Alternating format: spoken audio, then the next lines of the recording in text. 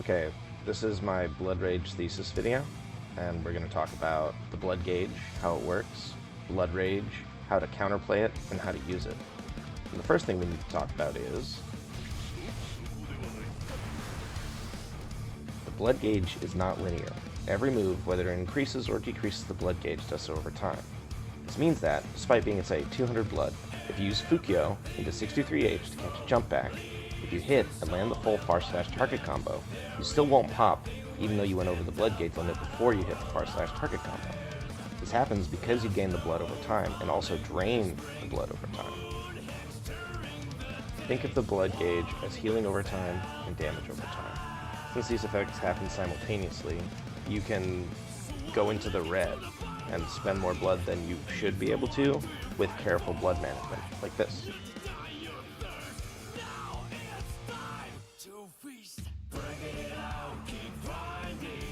Alright, let's talk about punishes.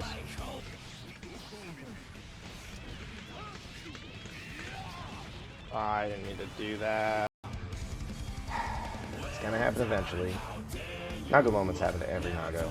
Sometimes you're having too much fun, sometimes you make an execution error, sometimes you just can't count. You need to know a punish for Bloodrage. This is a round-winning punish, and you need to know what to do. Bloodrage is -12 on regular block. Take your character, find your longest, burst save combo. That's generally your best punish. For some characters, Faust and Zato come to mind, your best punish is a command grab. You do not want to use a raw super to punish Bloodrage because it freezes the timer, unless it's a super like Testament where you can get a combo afterwards.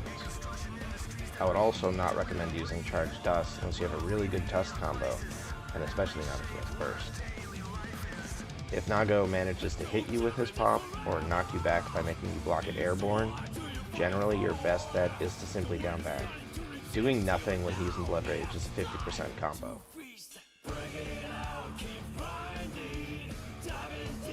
However, since he doesn't have access to his special moves, all of his H buttons are incredibly negative on block. 5H is -14, 2H and 6H are -17, and if your character can get over to him, he's punishable, but be careful with metered options, because he can delay cancel into Zansetsu, and that can be devastating. Keep in mind that if you don't kill him, and he has a chance to put his mask back on, he gets a screen freeze, and Nago is very good at using his moves to defeat other moves directly, such as 63H, backdash, super. Not only does the screen freeze, Nago gets all of his blood back and he can see what you're doing. Committing to anything before he's put his mask back on is suicide. Another important point to keep in mind is that Nagoriyuki, if he's in block stun, hit stun, or if he's FDing or whipping a button, will delay putting his mask back on until he's in a completely neutral state. One tactic Nagoriyuki can employ is doing a combo that will make him pop on purpose and knock you off the wall into a mix-up situation. There are several things he can do here that are deadly, especially with meter. The biggest thing to look out for is instant jump H, which is about 19 frames if he does it as soon as possible. He could also grab you.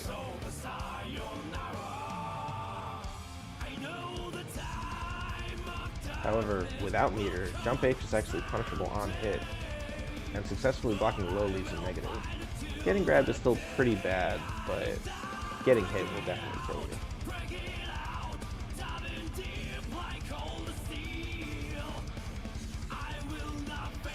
Also, be aware that Nagoriyuki can delay Bloodrage activation as well as the mask off by whipping buttons or using faultless defense. That should be everything. Let me know if you have any questions. Thanks for watching.